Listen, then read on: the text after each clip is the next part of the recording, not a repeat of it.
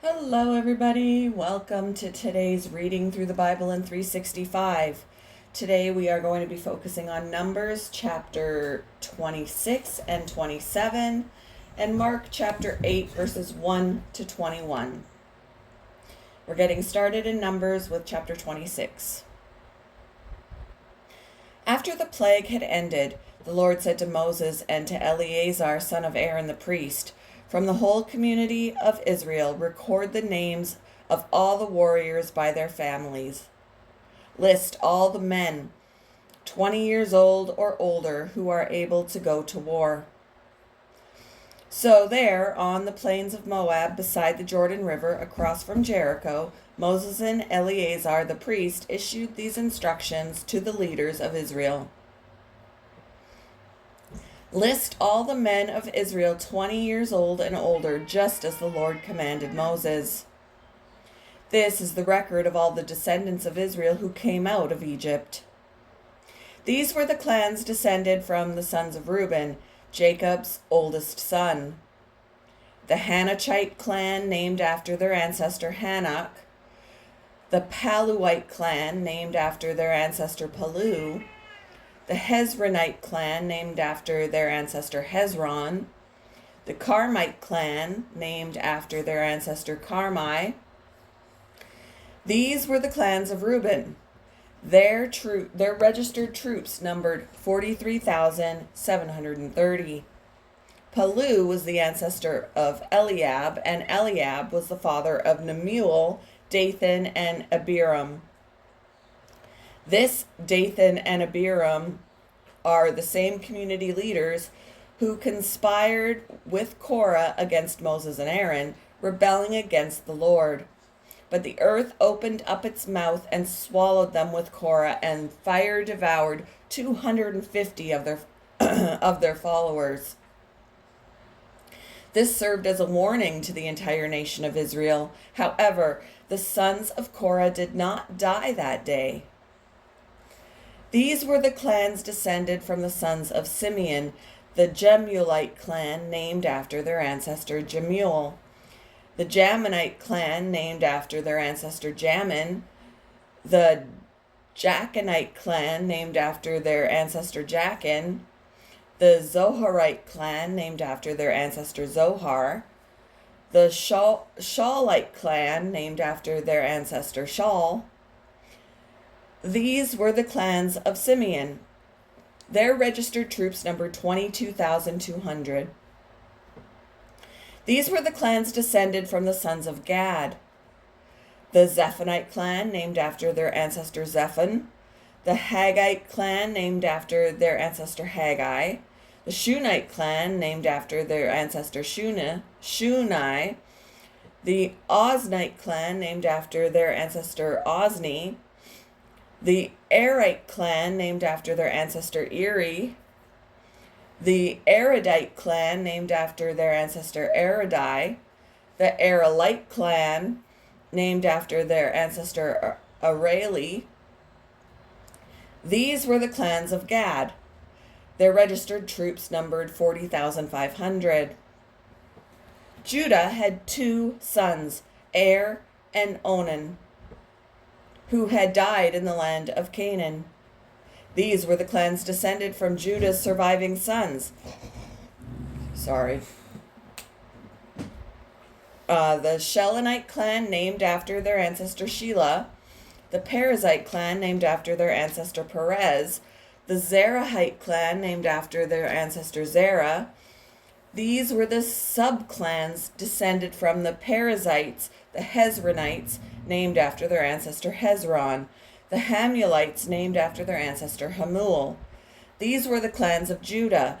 Their registered troops numbered 76,500.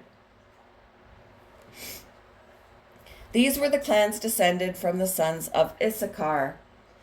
The Tolite clan, named after their ancestor Tola. The Puite clan, named after their ancestor Pua. The Jashubite clan, named after their ancestor Jashub. The Shimronite clan, named after their ancestor Shimron. These were the clans of Issachar. Their registered troops numbered 64,300. These were the clans descended from the sons of Zebulun. The Saradite clan, named after their ancestor Sarad.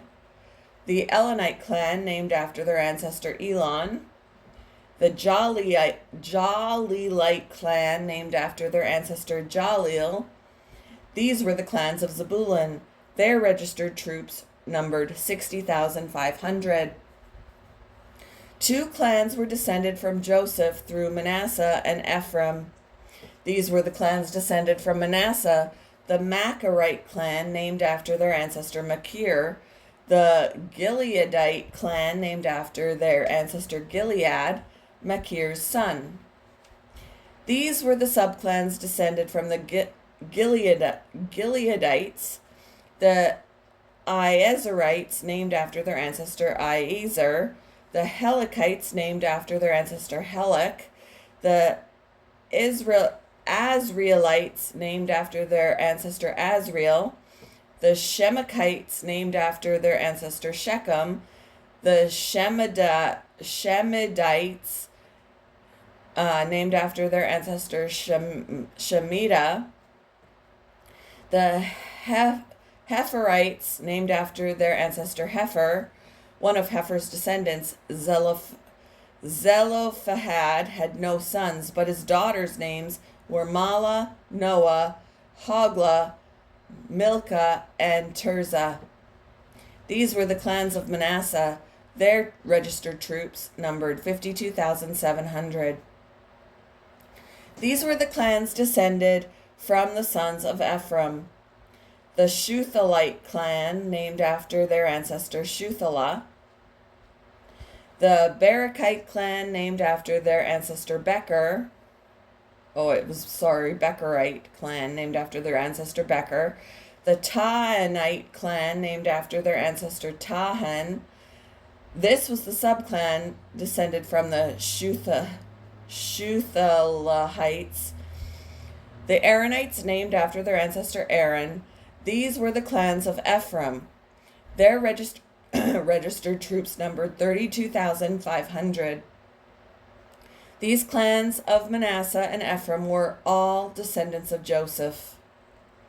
These were the clans descended from the sons of Benjamin: the Bulite clan, named after their ancestor Bela; the Ashbelite clan, named after their ancestor Ashbel; the Ahiramite clan, named after their ancestor Ahiram; the Shephamite clan, named after their ancestor Shupham; the Huppamite clan, named after their ancestor Hupham. These were the subclans descended from the Belites: the Ardites, named after their ancestor Ard; the Naamites, named after their ancestor Naaman. These were the clans of Benjamin. Their registered troops numbered 45,600. These were the clans descended from the sons of Dan: the Shuhamite clan, named after their ancestor Shuham. These were the Shuhamite clans of Dan. Their registered troops numbered 64,400. These were the clans descended from the sons of Asher: the Imnite clan, named after their ancestor Imnah; the Ishvite clan, named after their ancestor Ishvi; the Burlite clan, named after their ancestor Beriah. These were the subclans descended from the Beriites: the Heberites, named after their ancestor Heber; the Malkielites, named after their ancestor Malkiel; Asher, who had also had a daughter named Sarah. These were the clans of Asher. Their registered troops numbered 53,400. These were the clans descended from the sons of Naphtali: the Jazielite clan, named after their ancestor Jaziel; the Gunite clan, named after their ancestor Guni; the Jezerite clan, named after their ancestor Jezer; the Shilamite clan, named after their ancestor Shillam. These were the clans of Naphtali. Their registered troops numbered 45,400. In summary, the registered troops of all Israel numbered 601,730. Then the Lord said to Moses, "Divide the land among the tribes and distribute the grants of land in proportion to the tribes' populations, as indicated by the number of names on the list. Give the larger tribes more land and the smaller tribes less land, each group receiving a grant in proportion to the size of its population. But you must assign the land by lot and give land to each ancestral tribe according to the number of names on the list. Each grant of land must be assigned by lot among the larger and smaller tribal groups." This is the record of the Levites who were counted according to their clans. The Gershonite clan, named after their ancestor Gershon. The Kohathite clan, named after their ancestor Kohath. The Merarite clan, named after their ancestor Merari, the Libnites, the Hebronites, the Malites, and the Mushites, and the Korahites were all subclans of the Levites. Now Kohath was the ancestor of Amram, and Amram's wife was named Jochebed. She also was a descendant of Levi, born among the Levites in the land of Egypt. Amram and Jochebed became the parents of Aaron, Moses, and their sister Miriam. To Aaron were born Nadab, Abihu, Eleazar, and Ithamar, but Nadab and Abihu died when they burned before the Lord the wrong kind of fire, different than he had commanded. The men from the Levite clans who were 1 month old or older numbered 23,000, but the Levites were not included in the registration of the rest of the people of Israel because they were not given an allotment of land when it was divided among the Israelites. So these are the results of the registration of the people of Israel as conducted by Moses and Eleazar the priest on the plains of Moab beside the Jordan River across from Jericho. Not one person on this list had been among those listed in the previous registration taken by Moses and Aaron in the wilderness of Sinai. For the Lord had said of them, "They will all die in the wilderness." Not one of them survived except Caleb, son of Jephunneh, and Joshua, son of Nun. Chapter 27. One day a petition was presented by the daughters of Zelophehad, Mala, Noah, Hoglah, Milcah, and Tirzah. Their father, Zelophehad, was a descendant of Hepher, son of Gilead, son of Machir, son of Manasseh, son of Joseph. These women stood before Moses, Eleazar the priest, and the tribal leaders, and the entire community at the entrance of the tabernacle. "Our father died in the wilderness," they said. "He was not among Korah's followers who rebelled against the Lord. He died because of his own sin, but he had no sons. Why should the name of our father disappear from his clan just because he had no sons? Give us property along with the rest of our relatives." So Moses brought their case before the Lord, and the Lord replied to Moses, "The claim of the daughters of Zelophehad is legitimate. You must give them a grant of land along with their father's relatives. Assign them the property that would have been given to their father. And give the following instructions to the people of Israel. If a man dies and has no son, then give his inheritance to his daughters. And if he has no daughter, either transfer his inheritance to his brothers. If he has no brothers, give his inheritance to his father's brothers. But if his father has no brothers, give his inheritance to the nearest relative in his clan. This is a legal requirement for the people of Israel, just as the Lord commanded Moses." One day the Lord said to Moses, "Climb one of the mountains east of the river and look out over the land I have given the people of Israel. After you have seen it, you will die like your brother Aaron, for you both rebelled against my instructions in the wilderness of Zin.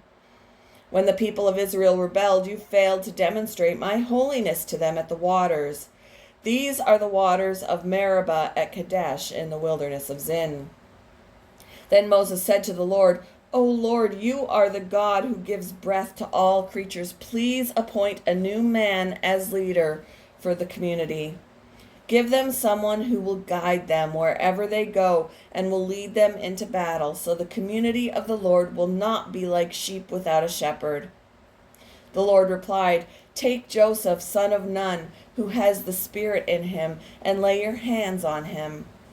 Present him to Eleazar the priest before the whole community and publicly commission him to lead the people. Transfer some of your authority to him so the whole community of Israel will obey him. When direction from the Lord is needed, Joshua will stand before Eleazar the priest, who will use the Urim, one of the sacred lots cast before the Lord, to determine his will. This is how Joshua, the rest of the community of Israel, will determine everything they should do. So Moses did as the Lord commanded. He presented Joshua to Eleazar the priest and the whole community. Moses laid his hands on him and commissioned him to lead the people, just as the Lord had commanded through Moses.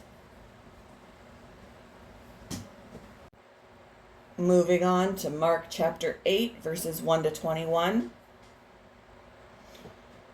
About this time, another large crowd had gathered, and the people ran out of food again. Jesus called his disciples and told them, I feel sorry for these people. They have been here with me for 3 days, and they have nothing left to eat. If I send them home hungry, they will faint along the way, for some of them have come a long distance. His disciples replied, How are we supposed to find enough food to feed them out here in the wilderness? Jesus asked, How much bread do you have? 7 loaves, they replied. So Jesus told all the people to sit down on the ground. Then he took the 7 loaves, thanked God for them, and broke them into pieces. He gave them to his disciples, who distributed the bread to the crowd. A few small fish were found too, so Jesus also blessed these and told the disciples to distribute them. They ate as much as they wanted. Afterward, the disciples picked up 7 large baskets of leftover food. There were about 4,000 men in the crowd that day, and Jesus sent them home after they had eaten. Immediately after this, he got into a boat with his disciples and crossed over to the region of Dalmanutha. When the Pharisees heard that Jesus had arrived, they came and started to argue with him, testing him. They demanded that he show them a miraculous sign from heaven to prove his authority. When he heard this, he sighed deeply in his spirit and said, Why do these people keep demanding a miraculous sign? I tell you the truth, I will not give this generation any such sign. So he got back into the boat and left them, and he crossed to the other side of the lake. But the disciples had forgotten to bring any food. They had only 1 loaf of bread with them in the boat. As they were crossing the lake, Jesus warned them, Watch out! Beware of the yeast of the Pharisees and of Herod. At this, they began to argue with each other because they hadn't brought any bread. Jesus knew what they were saying, so he said, Why are you arguing about having no bread? Don't you know or understand even yet? Are your hearts too hard to take it in? You have eyes, can't you see? You have ears, can't you hear? Don't you remember anything at all? When I fed the 5,000 with 5 loaves of bread, how many baskets of leftovers did you pick up afterward? 12, they said. And when I fed the 4,000 with 7 loaves, how many large baskets of leftovers did you pick up? 7, they said. Don't you understand yet? He asked them. Thank you for joining me for today's reading through the Bible in 365. I hope you all have a wonderful Wednesday, and I will see you in the next one, guys. Bye.